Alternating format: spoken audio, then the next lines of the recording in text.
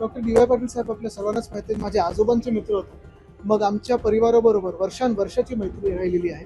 आणि जे काही त्यांनी एक सामाजिक आणि शैक्षणिक आज आपण पाहतोय महाराष्ट्रात फक्त ताकद नाही तर ओळख ती कमवलेली आहे, ही आपल्या सर्वांना दिसतं. आजच्या ह्या सभेमध्ये जेवढे लोक जिथून जिथून आलेले आहेत आणि वेगळ्या वेगळ्या समाजातल्या माध्यमातून आलेले आहेत, मला वाटतं हे फार बोलकं चित्र आहे. आणि मला वाटतं ही एक मोठी जबाबदारी पुढच्या पिढीवर तर आहेच, आणि ती तशी ते पेलतील ही सगळ्यांना खात्री आहे. नक्कीच जुन्या आठवणी तर खूप आहेत, पण महत्वाची गोष्ट हीच आहे की संबंध जसे त्यांनी जपले, जसं आमच्या परिवाराबरोबर असेल तसं अनेक तेच आपण पाहतोय. शाळेतले असतील, कॉलेजमधले असतील, मग हॉस्पिटलमधले सगळेच त्यांच्या स्टाफ बरोबर असतील, प्रत्येक घटकाबरोबर असतील. मला वाटतं हे संबंध खूप गरजेचे असतात, हे महत्वाचे असतात, आणि तरच असे मोठे इन्स्टिट्यूशन्स उभारू शकतो. ते त्या राजकारणात तुम्ही जाऊ नका, इथे तुम्ही पुढच्या वातावरणाने काय प्रश्न विचारता तुम्ही? स्वर्गीय डी वाय पाटील साहेब यांच्या आत्म्याला सद्गती आणि मोक्ष लाभावा अशी माझी मनोमन प्रार्थना.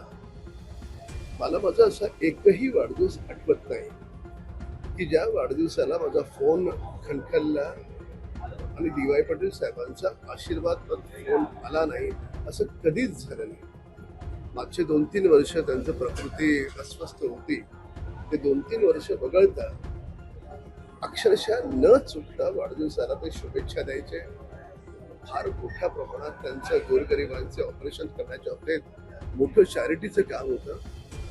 त्यांची सगळीच मुलं, मग ते माननीय पूर्व गृहमंत्री बंटी पाटील साहेब असतील, अजिंक्य आहेत, विजय आहेत, सगळेच त्यांची मुलं माझे चांगले मित्र आहेत. आणि त्यांनी हा जो डी वाय पाटील नावाचा जो काही युनिव्हर्सिटीचा वृक्ष त्यांनी लावलाय, लाखो डॉक्टर्स त्यांनी निर्माण केले, कोट्यावधी लोकांवर मोफत शस्त्रक्रिया करण्याचा त्यांनी प्रामाणिक प्रयत्न केला, आणि आयुष्यामध्ये सर्व काही प्राप्त करत असताना गोरगरिबांना डी वाय पाटील साहेब कधी विसरले नाहीत.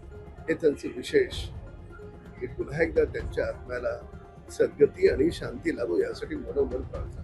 डी वाय पाटील हे शिक्षण क्षेत्रातलं एक मोठं नाव होतं, ज्यांचं शिक्षण क्षेत्रामध्ये अमूल्य असं योगदान होतं. आज आपण इथे बघताय की हजारो नाही तर लाखो विद्यार्थी या संस्थेतनं शिकून बाहेर पडत आहेत.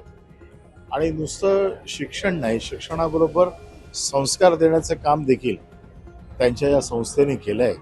महाराष्ट्रात सर्व दूर पसरलेली ही संस्था वेगळ्या विद्यार्थ्यांसाठी अतिशय महत्त्वाची असून या संस्थेच्या माध्यमातून आपल्याला बघताय की कलेची दालनं, ज्ञानाची दालनं आज वेगवेगळी दालनं उघडली जात आहेत.